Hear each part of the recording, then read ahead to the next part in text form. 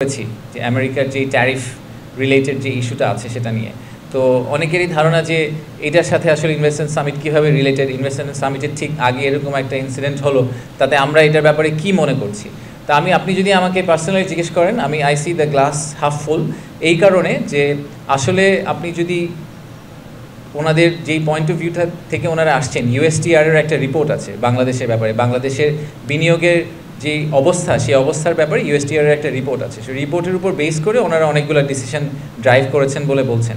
তো সেই রিপোর্টে আমাদের জন্য কিছু বেসিক রিফর্মের কথা বলা হচ্ছে, যে আমাদের রেগুলেটরি কিছু রিফর্ম দরকার, কাস্টম ডিউটির ক্ষেত্রে কিছু রিফর্ম দরকার, করাপশন, এরকম আপনার আইপি রাইটস, এরকম বেশ কয়েকটা টপিকের কথা বলা আছে। এই রিফর্মগুলো কিন্তু আমরাও করতে চাচ্ছিলাম। আমরা ইন্টারিম গভর্নমেন্ট হিসেবেও চাচ্ছিলাম যে বাংলাদেশের যে বিনিয়োগ ব্যবস্থা সেখানে একটা মেজর রিফর্ম হোক, যাতে ইনভেস্টরদের জন্য ভবিষ্যতে বাংলাদেশে ব্যবসা করা ইজি হয়।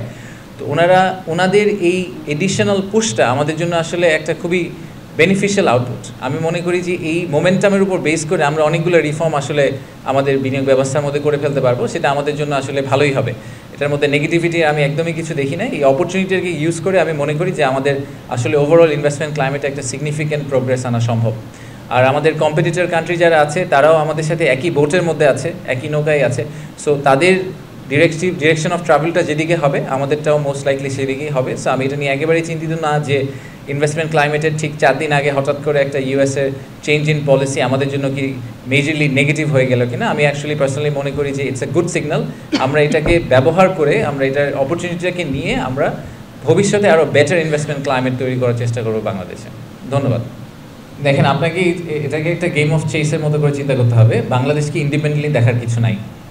আমার যদি একজন, লেটসে আমি চায়নার এক্সাম্পল দিই, আমার যে চাইনিজ ইনভেস্টার যে বাংলাদেশকে কনসিডার করছে, সে মনে করছে যে বাংলাদেশে সুদের হার বেড়ে যাবে, বাংলাদেশে মূল্যস্ফীতি হবে, গ্লোবাল কোনো ম্যাক্রো ইকোনমিক ইফেক্ট পৃথিবীর সবগুলো দেশকে ইকুয়ালি ইফেক্ট করবে।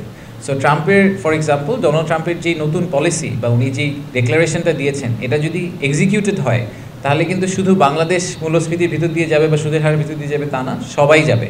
So it is always a relative comparison. এটা কিন্তু এমন না যে শুধু বাংলাদেশকে ইন্ডিপেন্ডেন্টলি দেখতে হবে। তো আমি সেই পয়েন্ট অফ ভিউ থেকে মনে করি না যে এই স্পেসিফিক ইনসিডেন্টটা বাংলাদেশের রিলেটিভ কম্পিটিটিভ অ্যাডভান্টেজের মধ্যে কোনো মেজর ইফেক্ট করতে পারে। সমগ্র পৃথিবী যদি একটা ইনফ্লেশনারি প্রেশারের ভিতর দিয়ে যায় এই পলিসির কারণে, সেটা সবার জন্য অ্যাপ্লিকেবল হবে।